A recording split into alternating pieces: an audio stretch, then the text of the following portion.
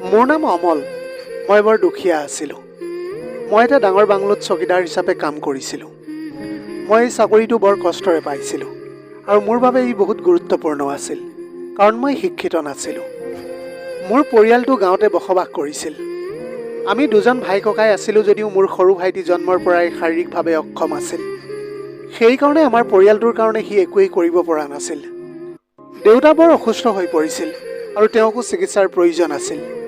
মায়ে মানুহৰ ঘৰত বাচন ধোৱা, ঝাৰু দিয়া আদি কাম কৰি ঘৰখন কোনোমতে চলাই আহিছিল। মই ডাঙৰ হোৱাৰ পিছত মায়ে এই কামটো কৰা মই একেবাৰে সহ্য কৰিব পৰা নাছিলোঁ। সেইবাবে কাম বিচাৰি চহৰলৈ আহিছিলোঁ। গাঁৱৰ বন্ধু এজন চহৰত আছিল। মই আশা কৰিছিলোঁ যে মই তাৰ লগত কাম কৰিম। সি এটা ফেক্টৰীত কাম কৰিছিল, কিন্তু সেইটো ফেক্টৰীত শ্ৰমিকৰ কোনো প্ৰয়োজন নাছিল।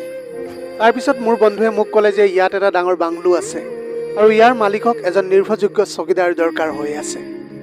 তাৰ কথা শুনি মই সেই বাংলোটোলৈ গ'লোঁ আৰু বাংলোটোৰ মালিকে মোক নিযুক্তি দিলে। তাত চকীদাৰ হিচাপে কাম কৰি থকা প্ৰায় এবছৰেই হ'ল। এই বাংলোটো আছিল এজন বিশিষ্ট ব্যৱসায়ীৰ। তেওঁ সঘনাই বিদেশ ভ্ৰমণ কৰিছিল। সেইবাবে তেওঁৰ নিজৰ গাড়ী চালক, ঘৰত কাম কৰা মানুহ, আনকি তেওঁৰ চকীদাৰজনকো বিশ্বাসী মানুহ দৰকাৰ হৈছিল, যাতে তেওঁ ঘূৰি অহাৰ পিছত তেওঁৰ ঘৰত কোনো ধৰণৰ অসুবিধাৰ সৃষ্টি নহয়। তেওঁৰ ঘৰখন সকলোতে কেমেৰাৰে সজ্জিত আছিল। মালিকৰ আটাইতকৈ বেছি চিন্তা আছিল তেওঁৰ ছোৱালীজনীক লৈ। তেওঁ নিজৰ ছোৱালীজনীক বহুত ভাল পাইছিল। তাই হৈছে তেওঁলোকৰ একমাত্ৰ কন্যা। তাইৰ লগত মাক থাকিলেও মালিকে সদায় তাইক লৈ বহুত চিন্তিত হৈ পৰিছিল। তাইৰ নাম আছিল ৰূপৰেখা। তাই দেখিবলৈ বৰ ধুনীয়া আৰু সুশিক্ষিত এজনী ছোৱালী আছিল। কিন্তু ইয়াত কাম কৰিবলৈ আৰম্ভ কৰাৰ পৰাই মই লক্ষ্য কৰিছিলোঁ যে তাই প্ৰায় অসুস্থ হৈ পৰিছিল। ইয়াৰে এজন বুঢ়া চকীদাৰে মোক কৈছিল যে ৰূপৰেখা মেডামে পঢ়া শুনা শেষ কৰি বিদেশৰ পৰা কিছু বছৰ আগতে উভতি আহিছে। যোৱা 2 বছৰ ধৰি তাই অসুস্থ হৈ আছে। মালিকে প্ৰখ্যাত চিকিৎসকৰ দ্বাৰা চিকিৎসা কৰাইছিল, আনকি চিকিৎসাৰ বাবে বিদেশলৈও লৈ গৈছিল। কিন্তু ৰূপৰেখা মেডামৰ অসুস্থতাৰ কাৰণ এতিয়াও ধৰিব পৰা নাই। মালিকৰ ডাক্তৰ ৰয় নামৰ এজন পৰিয়ালৰ চিকিৎসকো আছিল। ৰূপৰেখা মেডামৰ স্বাস্থ্য সম্পৰ্কীয় সকলো কথা আলোচনা কৰাৰ আগতে তেওঁ সদায় ডাক্তৰ ৰয়ে পৰামৰ্শ লৈছিল। মালিকৰ ছোৱালীজনী দেখাত লাখৰ ভিতৰত এজনী আছিল।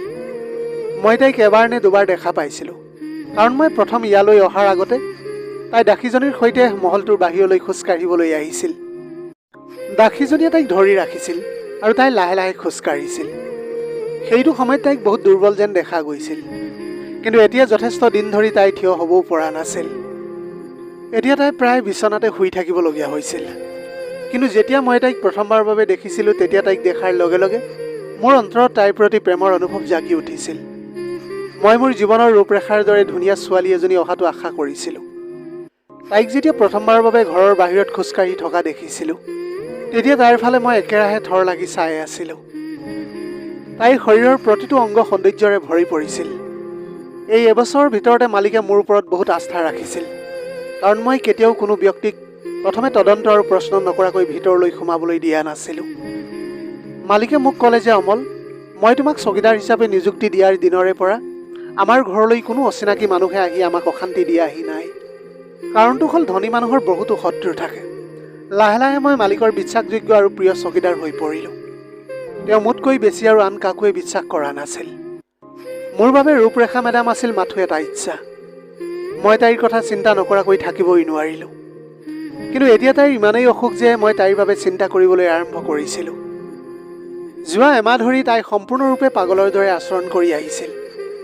ৰূপৰেখা মেডামৰ বিষয়ে ঘৰৰ ভিতৰত কাম কৰা 2জন চাকৰ আৰু আন 2গৰাকী দাসীৰ পৰা এইবোৰ কথা গম পাইছিলোঁ, কাৰণ তেওঁলোকৰ লগত মোৰ কথা বতৰা হৈ থাকিছিল। তাইৰ কথা শুনি মোৰ বহুত ভয় লাগিল। ৰূপৰেখা মেডামৰ কথা যেতিয়াই শুনিছিলোঁ, তেতিয়াই তাইৰ প্ৰতি মোৰ গভীৰ দয়াভাৱ জাগিবলৈ ধৰিছিল। একমাত্ৰ ভগৱানেহে জানিছিল যে আচলতে তাইৰ কি বেমাৰ হৈছিল। কাৰণটো হ'ল তাইৰ চিকিৎসাই কোনো কামত অহা নাছিল। কিছুদিন পিছত মালিকে মোক নিজৰ ঘৰলৈ মাতি ক'লে যে অমল, মই তোমাৰ ঠাইত আন এজন চকীদাৰ নিয়োগ কৰিছোঁ। এই কথাটো শুনি মই থতমত খালোঁ। মই ক'লোঁ, মালিক, এইবোৰ আপুনি কি কৈছে? মোৰ ক'ৰবাত ভুল হৈছে নেকি? এই চাকৰিটোৱে মোৰ জীৱিকা। ইয়াতকৈ ভাল চাকৰি আৰু মই কেতিয়াও বিচাৰি নাপাম। মোৰ কথাটো শুনাৰ পিছত মালিকে ক'লে যে অমল, তুমি একেবাৰে চিন্তা নকৰিবা। আচলতে তুমি বাংলোৰ বাহিৰত চকীদাৰী দিছিলা। মোক এতিয়া আৰু এজন চকীদাৰ লাগে। এই ঘৰৰ চাকৰবোৰৰ ওপৰত মোৰ সন্দেহ হৈছে। হয়তো সিহঁতে মোৰ অনুপস্থিতিত মোৰ ছোৱালীজনীৰ কোঠাত সোমায়। মোৰ পত্নীও গোটেই দিনটো কিবা নহয় কিবা কামত ব্যস্ত হৈ থাকে। গতিকে মই বিচাৰোঁ তুমি মোৰ ছোৱালীজনীৰ ৰুমটোৰ বাহিৰত চকীদাৰী কৰা। সেইবাবে মই বাংলোটোৰ বাহিৰৰ বাবে অন্য এজন চকীদাৰ নিয়োগ কৰিবলৈ বিচাৰিছোঁ। তুমি এই চাকৰিটো এৰি যোৱাৰ কোনো প্ৰয়োজন নাই। তুমি মাথো মোৰ ছোৱালীৰ কোঠাটো পহৰা দি থাকিবা। মালিকৰ কথা শুনি মই বহুত সকাহ পালোঁ। এই চাকৰিটোত মোৰ কোনো আপত্তি নাছিল। তাৰপিছত মালিকে মোক ক'লে, মোক তোমাৰ দৰে এজন নিৰ্ভৰযোগ্য চকীদাৰ লাগে। যদি তোমাৰ তেনে কোনো চিনাকি মানুহ আছে তেনেহ'লে মোক কোৱা। মই তেতিয়া মালিকক ক'লোঁ, মালিক, চহৰত মোৰ এজন বন্ধু আছে, তাক আপুনি ৰাখিব পাৰে। তাৰপিছত মোৰ বন্ধুজনক সোধা পোছা কৰাৰ পিছত মালিকে তাক বাংলোৰ বাহিৰত পহৰা দিবলৈ ক'লে আৰু মোক ৰূপৰেখা মেডামৰ কোঠাৰ বাহিৰত পহৰা দিবলৈ ক'লে। এতিয়া মই সদায় ৰূপৰেখা মেডামৰ কোঠাৰ বাহিৰত পহৰা দি আহিছিলোঁ। ৰূপৰেখা মেডামে কোঠাটোৰ ভিতৰত বহুত জোৰেৰে কাহি আছিল। তাইৰ সেইটো সময়ত চাগে বহুত কষ্ট হৈছিল। তাইৰ ডিঙিৰ পৰা অদ্ভুত কিছুমান শব্দ ওলাই আহিছিল। এইবিলাক কথা দেখি মোৰ এতিয়া বহুত ভয় লাগিবলৈ ধৰিছিল। কোনো মহিলাই এনেকৈ কষ্ট পোৱা দেখি মই কেতিয়াও সহিব পৰা নাছিলোঁ। ৰুমৰ ভিতৰলৈ চাবলৈ ধৰোঁতে হঠাতে মালিকে দৌৰি আহি জীয়েকৰ ঔষধ দিবলৈ ধৰিলে। তাৰপিছত ৰূপৰেখা মেডামৰ মাত বন্ধ হৈ গ'ল। হয়তো ঔষধ খোৱাৰ পিছত তাই অলপ ভাল পালে। কিন্তু মালিক কোঠাটোৰ পৰা ওলাই আহি মোক ক'লে যে, অমল, মই কাপোৰ সলনি কৰিবলৈ যাওঁ। তুমি গাড়ী চালকজনক সোনকালে গাড়ীখন উলিয়াই আনিবলৈ কোৱা। আজি মোৰ এটা গুৰুত্বপূৰ্ণ কাম আছে। মালিকৰ কথা শুনি মই বৰ ভয় খালোঁ। মই এতিয়া বাহিৰলৈ আহি ড্ৰাইভাৰজনক গাড়ীখন উলিয়াই আনিবলৈ ক'লোঁ। প্ৰায় 2 ঘণ্টাৰ পিছত মালিক ঘৰলৈ ঘূৰি আহিল। মালিকৰ ব্যক্তিগত কথাত মই হস্তক্ষেপ কৰিব পৰা নাছিলোঁ। গতিকে মই ড্ৰাইভাৰজনক সুধিলোঁ, দাদা, মালিক ক'লৈ গৈছিল বুলি। তেতিয়া ড্ৰাইভাৰজনে ক'লে যে মোক স্তম্ভিত কৰা এটা কথা। তেওঁ তেতিয়া ক'লে যে মালিকে বাতৰি কাকত এখনত এটা বাতৰি প্ৰকাশ কৰিছে, যিয়ে তেওঁৰ নিজৰ কন্যা ৰূপৰেখা সুস্থ কৰিবলৈ পাৰিব। তেওঁক 5 কোটি টকাৰে পুৰস্কৃত কৰিব। মালিকৰ এই খবৰটো চহৰৰ সকলো ডাক্তৰৰ বাবে লটাৰীৰ দৰে আছিল। 5 কোটি টকা এটা বৃহৎ ধন, আৰু তেনে টকা মালিকৰ বাবে এটা সৰু মোটা অংকৰ ধন আছিল। কাৰণ তেওঁ চহৰৰ আটাইতকৈ বিশিষ্ট ব্যৱসায়ীসকলৰ ভিতৰত অন্যতম আছিল। কাৰণ এজন পিতৃৰ বাবে জীয়েকতকৈ বেছি গুৰুত্বপূৰ্ণ একোৱেই নাছিল। মই অনুভৱ কৰিছিলোঁ যে মই ডাক্তৰ হোৱা হ'লে ৰূপৰেখা মেডামৰ চিকিৎসা নিশ্চয় মই কৰিলোহেঁতেন। কোৱা হয় যে যদি কোনো ব্যক্তিয়ে সঁচা অন্তৰে যিকোনো কামনা কৰে, তেন্তে ভগৱানে নিশ্চয় সেই ইচ্ছা পূৰণ কৰে। মই ভাবি থাকিলোঁ যে ৰূপৰেখা মেডামৰ চিকিৎসা কেনেকৈ সম্ভৱ হ'ব। মালিকে মোক ৰূপৰেখা মেডামৰ কোঠাত সোমাবলৈ মানা কৰিছিল। আনকি কোনো চাকৰকে ভিতৰলৈ সোমাবলৈ দিয়া নাছিল। কেৱল মালিক আৰু মালিকনীয়েহে তাইৰ কোঠাত প্ৰৱেশ কৰিছিল। কেতিয়াবা কেতিয়াবা মালিকনীয়ে ডাক্তৰক তাইৰ কোঠাৰ ভিতৰলৈ লৈ গৈছিল। এদিন ডাক্তৰে মালিকক লগ কৰিবলৈ বাংলোলৈ আহিছিল, যদিও তেওঁ এজন অদ্ভুত মানুহক তেওঁৰ লগত লৈ আহিছিল। এইকেইদিন মালিক অফিচৰ পৰা ছুটীত আছিল। গতিকে তেওঁ বেছিভাগ সময় ঘৰতে কটাইছিল। ডাক্তৰ ৰয়ৰ লগত অহা সেই মানুহজনক বৰ অদ্ভুত যেন লাগিবলৈ ধৰিছিল। তেওঁৰ অৱস্থাটো স্বাভাৱিক ব্যক্তিৰ অৱস্থাতকৈ সম্পূৰ্ণ পৃথক আছিল। চকু দুটা সোণালী আৰু চুলি দীঘল হোৱাৰ বাবে তেওঁক এজন ত্ৰান্তিকৰ দৰে দেখা গৈছিল। আমাৰ দৰে সাজ পোছাক পিন্ধিছিল যদিও চেহেৰাটো যথেষ্ট আচহুৱা আছিল। ডাক্তৰজনে তেওঁক লগত লৈ আহিছিল। তেওঁ তেতিয়া ক'লে যে এইজন ত্ৰান্তিকে আপোনাৰ ছোৱালীজনীক ভাল কৰিব পাৰিব বুলি দাবী কৰিছে, কাৰণ তেওঁ আপোনাৰ 5 কোটি টকাৰ খবৰটো হেনো বাতৰি কাকতত পাইছিল। তেওঁলোকৰ এইবিলাক কথা শুনি মই বহুত আচৰিত হৈ পৰিছিলোঁ, কাৰণ তেওঁ ৰূপৰেখা মেডামৰ চিকিৎসা কেনেকৈ কৰিব, য'ত নেকি বিদেশৰ প্ৰখ্যাত ডাক্তৰেও তাইক আৰোগ্য কৰিবলৈ নোৱাৰিলে। বহু চেষ্টা কৰিও তেওঁলোকে ৰূপৰেখা মেডামৰ অসুখটো ভাল কৰিব পৰা নাছিল। কিন্তু তেওঁ মালিকক মেডামৰ চিকিৎসা কৰি সম্পূৰ্ণ সুস্থ কৰিম বুলি প্ৰতিশ্ৰুতি দিছিল। তেওঁৰ কথাই এতিয়া মোক বৰ আচৰিত কৰি তুলিলে। ত্ৰান্তিকে মালিকৰ লগত কথা পাতিবলৈ ধৰিলে, আৰু ময়ো তেওঁলোকৰ কথা বতৰা শুনিবলৈ ধৰিলোঁ। ত্ৰান্তিকে মালিকক ৰূপৰেখাৰ কোঠালৈ লৈ যাবলৈ ক'লে। মালিকে তেওঁক ভিতৰলৈ লৈ গ'ল। ময়ো সিহঁতৰ পিছে পিছে গ'লোঁ। তেনেতে তেওঁ মোৰ ফালে অদ্ভুত দৃষ্টিৰে চালে আৰু মালিকৰ ফালে চাই ক'লে যে এই ল'ৰাটোক কোঠাৰ পৰা বাহিৰলৈ পঠিয়াই দিয়ক। এতিয়া আপোনাৰ ছোৱালীজনীৰ চিকিৎসাৰ কথা কেৱল মই আপোনাৰ লগতহে পাতিম। তেনেতে মালিকে মোক বাহিৰলৈ যাবলৈ ইংগিত দিলে। মালিকৰ কথা শুনি মই মেডামৰ কোঠাৰ পৰা ওলাই আহিলোঁ। কিন্তু এই বাংলোটোৰ প্ৰতিটো চুক মই চিনি পাইছিলোঁ। গতিকে দুৱাৰৰ ওচৰৰ চুক এটাত থিয় হৈ থাকিলোঁ, য'ৰ পৰা মই তান্ত্ৰিক আৰু মালিকৰ মাজত হোৱা কথা বতৰাবিলাক শুনিবলৈ পাৰোঁ। প্ৰথমতে তেওঁ ৰূপৰেখা মেডামৰ ফালে অতি মনোযোগেৰে চালে। তাৰপিছত মালিকক কিবা এটা কথা ক'লে, যিটো কথা শুনাৰ পিছত মোক সম্পূৰ্ণৰূপে স্তম্ভিত কৰি পেলাইছিল, আৰু মালিকেও শুনি থতমত খালে। তেওঁ মালিকক ক'লে যে চাওক মই কোৱা কথাখিনিত আপোনাৰ নিশ্চয় বেয়া লাগিব আৰু মোৰ কথাই আপোনাৰ হৃদয়ত আঘাত দিব, কিন্তু আপোনাৰ ছোৱালীজনীৰ চিকিৎসা ঔষধত নহয়, ঔষধেৰে তাইক কেতিয়াও আৰোগ্য কৰিবলৈ নোৱাৰিব। তাইৰ জীৱনটো বচাবলৈ হ'লে আপুনি তাইক এতিয়া বিয়া দিব লাগিব। এইটো কথা শুনাৰ পিছত মালিকৰ কোনো আপত্তি নাছিল, কাৰণ প্ৰতিজন পিতৃয়ে নিজৰ ছোৱালীজনীক বিয়া দিব বিচাৰে। মালিকে তেওঁক সুধিলে, বাবা মোৰ ছোৱালীজনী বিয়াৰ পিছত সম্পূৰ্ণ ভাল হৈ যাবনে? তাৰপিছত মালিকে তেওঁক লগে লগে আৰু দুটামান প্ৰশ্ন কৰিলে, কাৰণ মালিকৰ তেওঁৰ ওপৰত সন্দেহ হৈছিল। এই মানুহজন হয়তো কোনোবা প্ৰবঞ্চক হ'ব পাৰে, যে তেওঁ টকাৰ কথা শুনি ৰূপৰেখা মেডামক চিকিৎসা কৰিবলৈ আহিছে বুলি। তাৰপিছত সেই মানুহজনে ৰূপৰেখা মেডামৰ অতীতৰ কিছুমান বিশেষ কথা কৈছিল, যিয়ে মালিক আৰু মালিকনীক আপ্লুত কৰিছিল। মোৰো বিশ্বাস হৈছিল যে তেওঁ হয়তো এজন বিশেষজ্ঞ তান্ত্ৰিক আছিল। তেওঁ ৰূপৰেখা মেডামক প্ৰথমবাৰ দেখাৰ লগে লগে তাইৰ জন্ম কেতিয়া আৰু ক'ত হৈছিল, তাইৰ প্ৰথম দুৰ্ঘটনাটো লণ্ডনত ঘটিছিল, আৰু যেতিয়া তাই বন্ধুৰ সৈতে ৰাস্তাৰে খোজকাঢ়ি গৈ আছিল সেইটো সময়ত তাইৰ দুৰ্ঘটনাটো ঘটিছিল।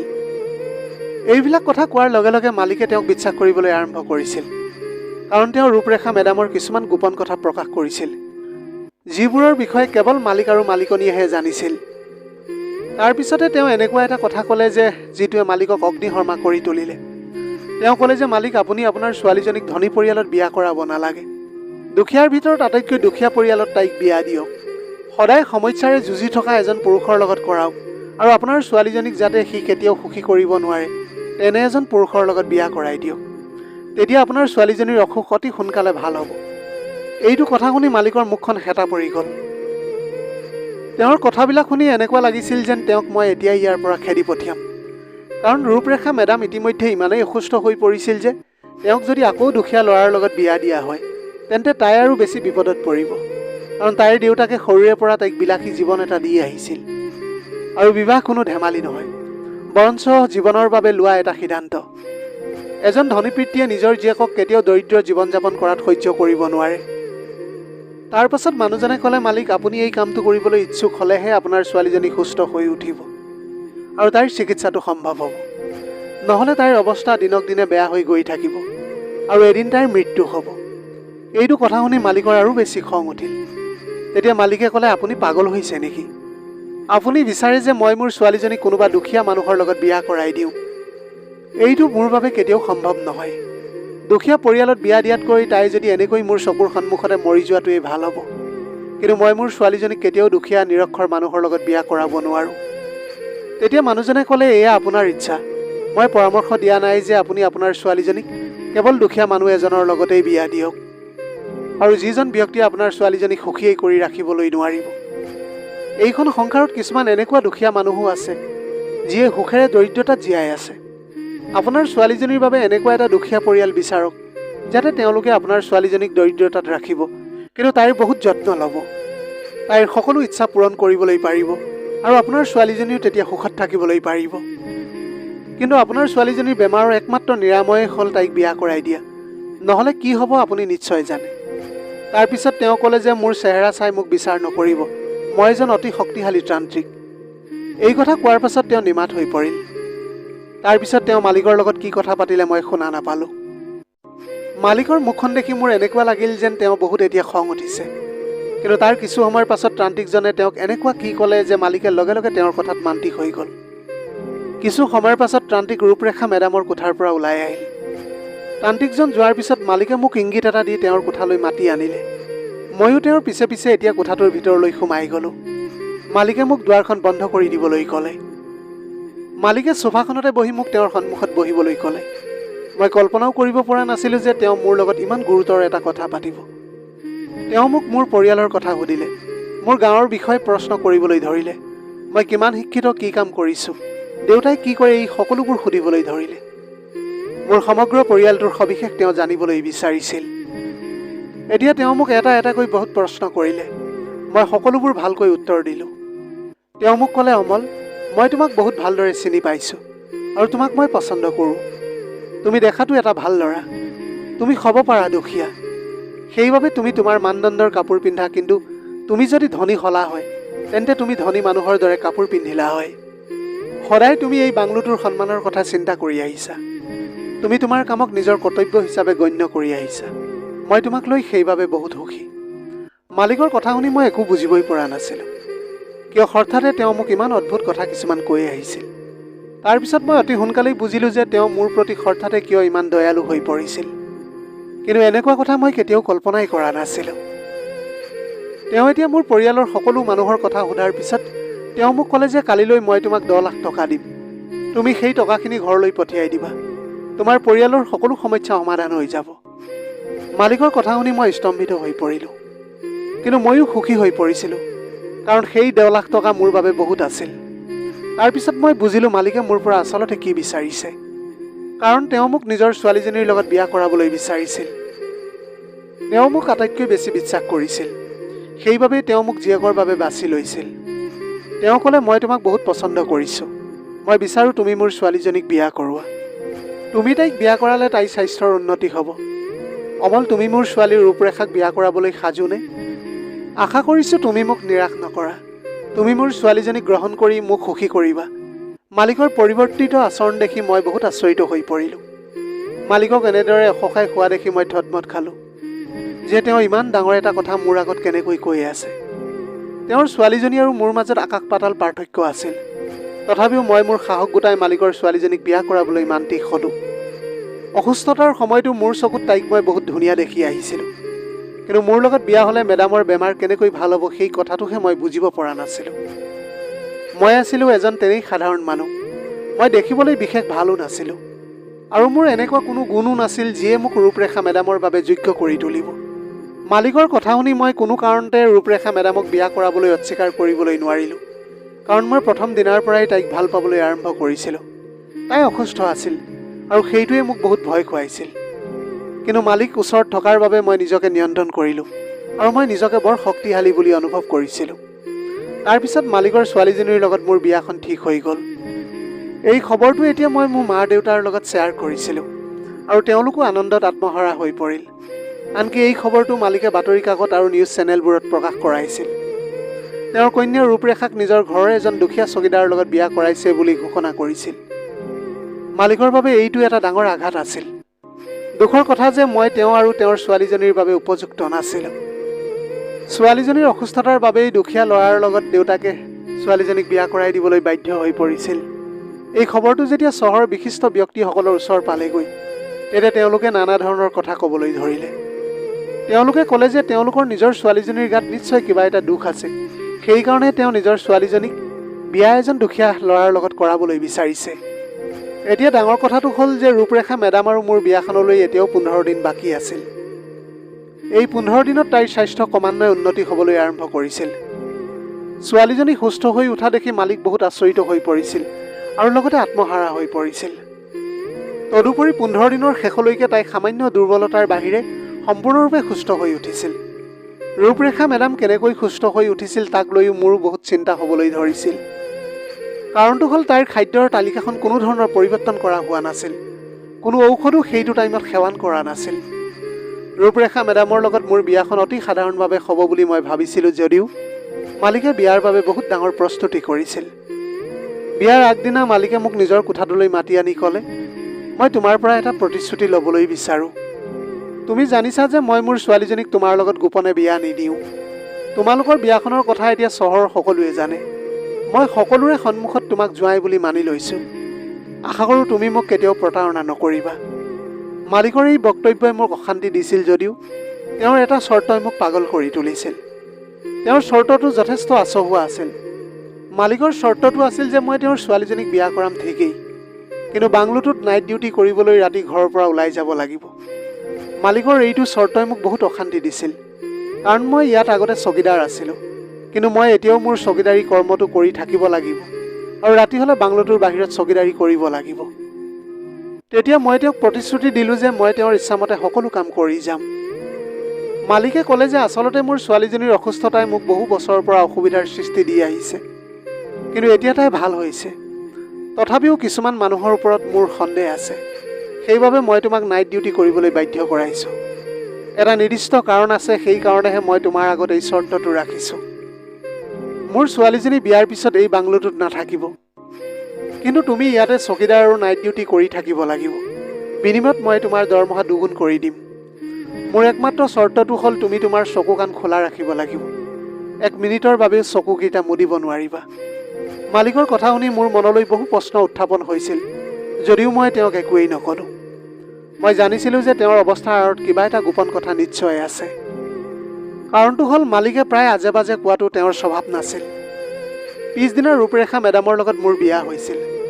জীয়েকৰ বিয়াত 2জন পিতৃ মাতৃয়ে বহুত কান্দিলে আৰু তেওঁলোকে মোৰ সন্মুখত হাতযোৰ কৰি ক'লে, অমল, মোৰ ছোৱালীজনীৰ সদায় যত্ন ল'বা। আজি মোৰ প্ৰথম ৰাতি আছিল, গতিকে মালিকে মোৰ পত্নীক লগ কৰিবলৈ বাধা দিয়া নাছিল। তেওঁ মোক তেওঁৰ ছোৱালীজনীক চোৱা চিতা কৰি যাবলৈ আনন্দৰে অনুমতি দিলে আৰু সময়মতে তাইক ঔষধ দি থাকিবলৈ ক'লে। মালিকৰ পৰা অনুমতি লৈ মই মোৰ কলনীত থকা ৰুমলৈ গ'লোঁ। ৰূপৰেখা মেডাম ইতিমধ্যে মোৰ ঘৰলৈ আহিছিল, মোৰ বন্ধুৰ পত্নীৰ সৈতে। মোৰ সৰু ঘৰখনে ৰূপৰেখা মেডাম অহালৈ অপেক্ষা কৰি আছিল। মই আহি পোৱাৰ আগতেই মোৰ পত্নীয়ে কইনাৰ সাজ পোছাক পিন্ধি মোৰ বাবে বহি আছিল। মই তাইৰ ঘৰৰ চকীদাৰ হোৱাৰ বাবে তাইক কাষ চাপিবলৈ ভয় কৰিছিলোঁ, কিন্তু মই এজন সাধাৰণ মানুহ আছিলোঁ। আশ্চৰ্যজনকভাৱে মই কোঠাটোত সোমোৱাৰ লগে লগে মোৰ পত্নীয়ে মোক আদৰি আনিলে। তাইৰ স্বাস্থ্যটো বহুত ভাল যেন লাগিবলৈ ধৰিছিল আৰু মোক দেখি তাই একেবাৰে বিচলিত হোৱা নাছিল। বৰঞ্চ তাইৰ মুখখন আনন্দত জিলিকি উঠিছিল, যাৰ অৰ্থ আছিল যে তাই মোৰ লগত বিয়া হৈ সুখী হৈছিল। তাই মোক দুখীয়া বুলি ঠাট্টাও কৰা নাছিল, বৰঞ্চ তাই মোক সাধাৰণ পত্নীৰ দৰে সেৱা কৰিবলৈ ধৰিলে। মই লগে লগে বুজিলোঁ যে তাই এগৰাকী ভাল পত্নী হ'বলৈ সক্ষম আৰু মই তাইৰ লগত এটা সুন্দৰ জীৱন আৰম্ভ কৰিলোঁ। কিন্তু তাইৰ মুখত কোনো দুখৰ চিন নাছিল। মই নিজকে নিয়ন্ত্ৰণ কৰিবলৈ নোৱাৰি ৰাতিপুৱা তাইক সুধিলোঁ, তুমি মোৰ লগত বিয়া হৈ কিয় একো আফচোচ কৰা নাই? কাৰণ তোমাৰ নিশ্চয় এজন ধনী ল'ৰাৰ লগত বিয়া হোৱাৰ ইচ্ছা আছিল চাগে। তেতিয়া তাই উত্তৰ দিলে যে মই তোমাৰ লগত বিয়া হৈ আটাইতকৈ ভাল কাম কৰিছোঁ। মই তোমাৰ লগত বিয়া নোহোৱা হ'লে মোৰ স্বাস্থ্যৰ অৱনতি ঘটিলেহেঁতেন। তুমি মোৰ বাবে বহুত বিশেষ আৰু সেইবাবে মই তোমাক সন্মান কৰোঁ। এতিয়া তাইৰ কথা শুনি মই বুজিব পৰা নাছিলোঁ যে মোৰ লগত বিয়া হোৱাৰ পিছত কেনেকৈ তাইৰ স্বাস্থ্যৰ উন্নতি হৈছিল। ইয়াৰ নিশ্চয় কিবা এটা কাৰণ থাকিব লাগিব, কিন্তু মই গম পোৱা নাছিলোঁ যে আচল সত্যটো কি আছিল। মই এইটোতে এতিয়াও সুখী আছিলোঁ যে মই মনে মনে বিচৰা পত্নীজনী পাইছোঁ, যাক মই সদায় পাবৰ বাবে হাহাকাৰ কৰিছিলোঁ। এতিয়া তাই মোৰ পত্নী হৈ আছিল আৰু তাই মোক সম্পূৰ্ণ হৃদয়েৰে গ্ৰহণ কৰিছিল। ৰাতিপুৱাৰ পৰা কেনেকৈ ৰাতি হ'ল মই গমেই নাপালোঁ। গধূলি হোৱাৰ লগে লগে মই মোৰ ঘৰৰ পৰা ওলাই মালিকৰ বাংলোটোলৈ আগবাঢ়িলোঁ। বাংলোটোত সোমোৱাৰ লগে লগে মোৰ মনত এইখন ঘৰৰ প্ৰতি থকা সন্মানৰ ভাৱ এটা জাগি উঠিছিল, কিয়নো মই এতিয়া এইখন ঘৰৰ জোঁৱাই হৈ পৰিছিলোঁ। কিন্তু শহুৰ দেউতা অৰ্থাৎ মালিকে মোক এতিয়াও নাইট ডিউটি চকীদাৰী কৰিবলৈ কৈছিল। তাৰপিছত মালিকে মোক সেই একেটা অদ্ভুত কথাই ক'লে। তেওঁ ক'লে যে তুমি ইয়াত নাইট ডিউটি কৰা কথাটো কাকোৱেই জনাব নালাগে। তুমি বাংলোৰ বাহিৰৰ সৰু চাকৰৰ কোৱাৰ্টাৰটোতে খিৰিকীৰে বাংলোৰ বাহিৰত চকু ৰাখিব লাগিব। কাৰণটো হ'ল তুমি ইয়াত চকীদাৰী কাম কৰাটো কোনেও জনাটো মই নিবিচাৰোঁ। তেওঁৰ কথা শুনি মই চাকৰৰ কোৱাৰ্টাৰটোলৈ গৈ তাৰ খিৰিকীখনৰ ওচৰত বহিলোঁগৈ। চাকৰৰ কোৱাৰ্টাৰৰ পৰা খিৰিকীৰে বাংলোৰ গেটখন স্পষ্টকৈ দেখা গৈছিল। মাত্ৰ 2 ঘণ্টামান পাৰ হৈ গ'ল যেতিয়া মই এটা অদ্ভুত কথা লক্ষ্য কৰিলোঁ, যিয়ে মোক আচৰিত কৰি তুলিছিল। ৰাতি প্ৰায় 3 বাজিছিল যেতিয়া মই সামান্য এটা শব্দ শুনিলোঁ। কোনোবাই বাংলোৰৰ ভিতৰৰ ফালে জঁপিয়াই যোৱা দেখিছিলোঁ। এইবোৰ দেখি মই স্তম্ভিত হৈ পৰিলোঁ। ভালকৈ চাওঁতে দেখিলোঁ যে সেই একেজন মানুহ, যিজনে ডাক্তৰ ৰয়ৰ লগত আহিছিল, সেই তান্ত্ৰিকজন। এতিয়া মই এই মানুহজনক দেখাৰ লগে লগে চিনি পাইছিলোঁ। এনেকৈ লুকাই চুৰ কৰি বাংলোটোত সোমাই যোৱা দেখি মই বৰ আচৰিত হৈ পৰিছিলোঁ। ইমান ৰাতি তেওঁ ইয়াত কি কাম কৰি আছে? মানুহজন মোৰ চকুৰ পৰা নোহোৱা হোৱাৰ আগতেই মই চাকৰৰ কোৱাৰ্টাৰটোৰ পৰা ওলাই আহিলোঁ। কিন্তু মই তেওঁৰ ওচৰ পোৱালৈ তেওঁ খিৰিকীৰে জঁপিয়াই মালিকৰ কোঠালৈ সোমাই গ'ল। মালিকৰ কোঠাৰ দুৱাৰখন খোলা আছিল। মালিকনী কোঠাটোত থকাৰ বাবে মই কোঠাটোৰ ভিতৰলৈ যোৱাটো ঠিক নহ'ব বুলি ভাবিলোঁ। কিন্তু মালিকৰ কোঠাৰ ভিতৰলৈ চাওঁতে দেখিলোঁ যে বিচনাখনত কেৱল মালিকহে শুই আছিল। গতিকে মই লগে লগে কোঠাটোৰ ভিতৰলৈ গৈ মালিকক টোপনিৰ পৰা জগাই দিলোঁ। তাৰপিছত আমি দুয়ো কোঠাটোৰ বাহিৰলৈ আহিলোঁ। তাৰপিছত আমাৰ সন্মুখত থকা দৃশ্যটো দেখি মোৰ ভৰিৰ তলৰ মাটি নোহোৱা হৈ গ'ল। কাৰণ মালিকৰ পত্নী আৰু সেই তান্ত্ৰিকজনে ইজনে সিজনৰ লগত মনে মনে কথা পাতি আছিল। এনে লাগিছিল যেন সিহঁতে কিবা এটা টকাৰ বিনিময় কৰি আছে। মালিকৰ ঘৈণীয়েকক দেখিলে এনেকুৱা নালাগে যেন তেওঁ তেনেকুৱা মানুহৰ লগত কথা বতৰা পাতিব। আচলতে এনেকুৱা মানুহক তেওঁ ওচৰলৈ আহিবলৈ দিয়া নাছিল। কিন্তু আজি যিটো দৃশ্য দেখিলোঁ, সেই কথাই মোক বহুত আচৰিত কৰি তুলিছিল। মালিকে গৈ সিহঁত দুয়োকে হাতেলোতে ধৰিলে। মালিকে যেতিয়া পত্নীৰ ফালে চালে, তেতিয়া মালিকনীয়ে থতমত খালে। তেতিয়া মালিকে ক'লে, তুমি এইটো সময়ত এই মানুহজনৰ লগত কি কৰি আছা আৰু এই মানুহজন ইয়াত কি কৰি আছে? এই প্ৰশ্নৰ কোনো উত্তৰ নাছিল মালিকনীৰ হাতত, আৰু প্ৰমাণ অবিহনে মালিকে ঘৈণীয়েকক একো কৰিবও নোৱাৰে। তাৰপিছত মালিকে মোক ক'লে যে তুমি ইয়াক ধৰি লৈ ষ্ট'ৰ ৰুমত বন্দী কৰি ইয়াক ইমান জোৰেৰে মাৰপিট কৰা যে সি সকলো সঁচা কথা কৈ দিয়ে, আৰু সকলো সঁচা কথা প্ৰকাশ নকৰালৈকে তাক মাৰপিট কৰিয়েই থাকিবা। এই কথা শুনি মানুহজনে বহুত ভয় খালে। তাৰ মুখত ভয়ৰ চিন স্পষ্টকৈ দেখা গ'ল। মালিকনীৰ মুখখনো এতিয়া হেতা পৰি গ'ল। তান্ত্ৰিকজনে হঠাতে মালিকক ক'লে যে মোক ক্ষমা কৰি দিয়ক মালিক, মোৰ বহুত ডাঙৰ ভুল হৈছে। কিন্তু ইয়াত দুখ কেৱল মোৰেই নহয়, আপোনাৰ পত্নীও ইয়াত জড়িত হৈ আছে। তেওঁৱে মোক কৈছিল যে মই এইখন ঘৰলৈ আহি আপোনাক মিছা কথা ক'ব লাগিব। তেওঁ মোক টকাৰে প্ৰলোভিত কৰিছিল। তেওঁ মোক আপোনাৰ ছোৱালীজনীৰ বিষয়ে কিছুমান গোপন কথা কৈছিল, যিবোৰ মই আপোনাক কৈছিলোঁ। মোৰ কথা শুনি মই যে প্ৰকৃত তান্ত্ৰিক সেই কথা আপুনি বিশ্বাস কৰিছিল। তাৰপিছতে মই আপোনাক মিছা কথা কৈছিলোঁ যে যদি আপুনি আপোনাৰ ছোৱালীজনীক কোনো দুখীয়া মানুহৰ লগত বিয়া কৰাই দিয়ে, তেন্তে আপোনাৰ ছোৱালীজনীৰ স্বাস্থ্য উন্নতি হ'ব বুলি। এইখিনি কথা কোৱাৰ বিনিময়ত মালিকনীয়ে মোক 20 লাখ টকা দিয়াৰ প্ৰতিশ্ৰুতি দিছিল। এই সকলোবোৰ মই কেৱল টকাৰ বাবেই কৰিছিলোঁ। মই কোনো তান্ত্ৰিক নহয়, মই এজন সাধাৰণ মানুহহে মাথো। মালিকে নিজৰ পত্নীৰ এইবোৰ কথা শুনি আচৰিত হৈ ক'লে, তুমি এই মহিলাগৰাকীৰ কথাত প্ৰভাৱিত হৈ এইবোৰ কাম কৰিছা। মালিকে তেওঁক চিঞৰিবলৈ ধৰিলে আৰু তেওঁ ক'লে, মালিক, মই কৰা কামৰ বিনিময়ত পাব লগা টকাখিনি নিবলৈহে আহিছিলোঁ। এই সকলোবোৰ কথা শুনি মালিকনী এতিয়া স্তম্ভিত হৈ পৰিল আৰু তেওঁ জোৰ জোৰকৈ কান্দিবলৈ ধৰিলে। তান্ত্ৰিকজনে স্পষ্টভাৱে সকলোবোৰ দুখ মালিকনীৰ ওপৰত জাপি দিছিল। সি কৈ আছিল যে মালিকনীয়ে মোক যি কৰিবলৈ কৈছিল মই তাকে কৰিছিলোঁ, কাৰণ মিছা কথা কোৱাৰ বাবে মই 20 লাখ টকাৰ লোভ পাইছিলোঁ। গতিকে মই এই কামটো নাকচ কৰিবলৈ নোৱাৰিলোঁ। সি ক'বলৈ ধৰিলে যে মালিক, মোক ক্ষমা কৰিব, মোৰ বহুত ডাঙৰ ভুল হ'ল। মালিকে যেতিয়া নিজৰ পত্নীক সুধিলে যে এই মানুহজনে কোৱা সকলোবোৰ কথা সঁচা নেকি, তেতিয়া মালিকনীয়ে থতমত খাই ক'লে যে মোক ক্ষমা কৰি দিয়া। মই তোমাৰ ছোৱালীজনীক মোৰ নিজৰ ছোৱালীৰ দৰে ভাবিব লাগিছিল। আচলতে মই বিয়া হোৱাৰ দিনৰে পৰা তোমাৰ ছোৱালীজনীক ঘৃণা কৰি আহিছিলোঁ। তুমি মোক বিয়া কৰাইছিলা যদিও তুমি তোমাৰ ছোৱালীজনীক আটাইতকৈ বেছি ভাল পাইছিলা। তুমি কেতিয়াও বিবেচনা কৰা নাছিলা যে মই মোৰ চকুত কিমান সপোন লৈ তোমাৰ লগত বিয়া হৈছিলোঁ। কিন্তু তুমি সদায় তোমাৰ ছোৱালীজনীৰ ওপৰত তোমাৰ সকলো মৰম ঢালি দিলা। এই ঘৰৰ প্ৰতিটো বস্তু তুমি তোমাৰ ছোৱালীজনীৰ নামত লিখি দিলা। মই বুজি পালোঁ যে তুমি মোক কেৱল তোমাৰ ছোৱালীজনীক ডাঙৰ দীঘল কৰিবলৈহে বিয়া কৰাইছিলা। এই কথা কোৱাৰ পিছত যেতিয়া মালিকনীয়ে কান্দিবলৈ ধৰিলে, তেতিয়া মই বুজিলোঁ যে এই মহিলাগৰাকী মালিকৰ দ্বিতীয় পত্নী আছিল আৰু ৰূপৰেখা মালিকৰ প্ৰথম পত্নীৰ ছোৱালী আছিল। তাৰপিছত মালিকনীয়ে ক'লে যে মই তোমাৰ ছোৱালীজনীৰ পৰা প্ৰতিশোধ ল'বৰ বাবে এইবিলাক কাম কৰিছিলোঁ। মালিকে সুধিলে, কেনেকুৱা প্ৰতিশোধ? তুমি ইমান নিকৃষ্ট মহিলা হ'বা বুলি মই সপোনতো ভবা নাছিলোঁ। মই তোমাক বিশ্বাস কৰিছিলোঁ, আৰু এই মানুহজনৰ লগত মিলি তুমি মোৰ ছোৱালীজনীৰ লগত কি কৰিলা? তুমি মোক গোটেই সঁচা কথাবিলাক কোৱা। তেতিয়া মালিকনীয়ে ক'লে, মই ৰূপৰেখাক বিভিন্ন ধৰণৰ ঔষধ দি অসুস্থ কৰি আহিছিলোঁ। মই তাইৰ মাক, গতিকে কোনেও মোক সন্দেহ কৰিব পৰা নাছিল, আৰু এই মানুহজনে মোৰ নিৰ্দেশতে কাম কৰি আহিছিল।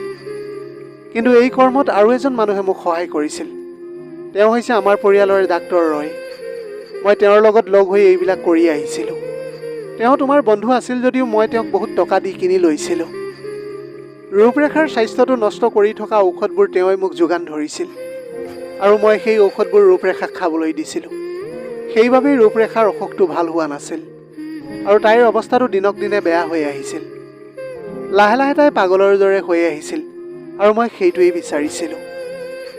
এই ঔষধবোৰ সেৱন কৰি তাই এদিন এই পৃথিৱীৰ পৰা গুচি গ'লহেঁতেন, আৰু তুমি ভাবিলা হয় যে তাই বেমাৰত ভুগি মৃত্যুমুখত পৰিছে বুলি। মই যেতিয়া তোমাৰ লগত বিয়া হৈছিলোঁ সেইটো সময়ত ৰূপৰেখাৰ বয়স আছিল মাথো 2 বছৰ। তুমি মোৰ ভাগৰ সকলো মৰম কেৱল তুমি তোমাৰ ছোৱালীজনীৰ ওপৰত ঢালি দিলা। সেইবাবে মই গোটেই জীৱন তাইৰ প্ৰতি ঈৰ্ষা কৰিছিলোঁ। মই বিচাৰিছিলোঁ যাতে ৰূপৰেখা কোনো ল'ৰাৰ প্ৰেমত পৰক, আৰু তুমি তাইক ঘৰৰ পৰা উলিয়াই দিবা, আৰু তাৰপিছত এই সকলো সম্পত্তি মোৰ হ'ব। কিন্তু ৰূপৰেখা সঁচাকৈ এজনী ভাল ছোৱালী আছিল, আৰু তাই কেতিয়াও নিজৰ পিতৃৰ নাম কলংকিত কৰাৰ কথা চিন্তাই কৰা নাছিল। সেইকাৰণে মই তাইক কোনোবা দুখীয়া ল'ৰাৰ লগত বিয়া দিবলৈ ওলাইছিলোঁ, যাতে তাই গোটেই জীৱন কষ্টত দিন কটাবলগীয়া হয়। কিন্তু সেই প্লেনটো মোৰ বাবে সফল নহ'ল। মালিকনীৰ এই সকলো কথাবিলাক শুনি মালিকে এতিয়া কান্দিবলৈ ধৰিলে। প্ৰথমবাৰৰ বাবে মই মালিকক কান্দি থকা দেখিছিলোঁ, আৰু মই তেতিয়াই বুজিছিলোঁ যে কন্যা আৰু পিতৃ দুয়োজন সঁচাকৈয়ে দুৰ্বল। এই সকলোবোৰৰ পিছত মই মোৰ মালিকক আশ্বাস দি ক'লোঁ যে মই ৰূপৰেখাক বহুত ভাল পাওঁ, আৰু তাইক পৃথিৱীৰ প্ৰতিটো সুখ দিবলৈ চেষ্টা কৰি যাম। তাইক মই মোৰ পত্নী হিচাপে পাইছোঁ, সেইটোৱে মোৰ বাবে এটা ডাঙৰ সৌভাগ্য। পৃথিৱীখনো সময়ত ওলোটা হৈ যাব পাৰে, কিন্তু আপোনাৰ ছোৱালীজনীক মই কেতিয়াও কষ্ট নিদিওঁ। মই আপোনাক এইখিনি প্ৰতিশ্ৰুতি দিছোঁ। মোৰ কথা শুনি মালিকে আনন্দত আত্মহাৰা হ'ল আৰু মালিকনীক ঘৰৰ পৰা উলিয়াই দিলে। মালিকে ডাক্তৰ ৰয় আৰু সেই তান্ত্ৰিক মানুহজনক আৰক্ষীৰ হাতত গতাই দিলে। এই বাংলোটো ইতিমধ্যে ৰূপৰেখাৰ নামতে আছিল, গতিকে মালিকে আমাক দুয়োকে তাতেই থাকিবলৈ কৈছিল। মই এতিয়া মোৰ পত্নীৰ সৈতে সুখেৰে জীৱন জীয়াই আছোঁ আৰু মোৰ পত্নীৰ স্বাস্থ্যও এতিয়া একেবাৰে ভাল হৈ গ'ল। মালিকে মোৰ লগত তেওঁৰ ছোৱালীজনীক সুখী দেখি মালিকো বহুত সুখী হৈ পৰিছিল। প্ৰিয় দৰ্শক, এইটোৱে আছিল আজিৰ কাহিনী। যদিহে ভাল লাগিল তেনেহ'লে লগৰ বন্ধু বান্ধৱীসকলৰ মাজত শ্বেয়াৰ কৰিবলৈ নাপাহৰিব। আপোনালোকৰ গোটেই জীৱনটো হাঁহিৰে উপচি পৰক। পাৰিলে দুখীয়াজনক অলপ সহায় কৰিবলৈ চেষ্টা কৰিব। আপোনালোকৰ অকণমান সঁহাৰিয়ে যদি কোনোবা এজন দুখীয়াৰ জীৱনটো সলনি কৰিবলৈ পাৰে, তাতকৈ পুণ্যৰ কাম আৰু এইখন পৃথিৱীত একোৱেই হ'ব নোৱাৰে। Have a nice day.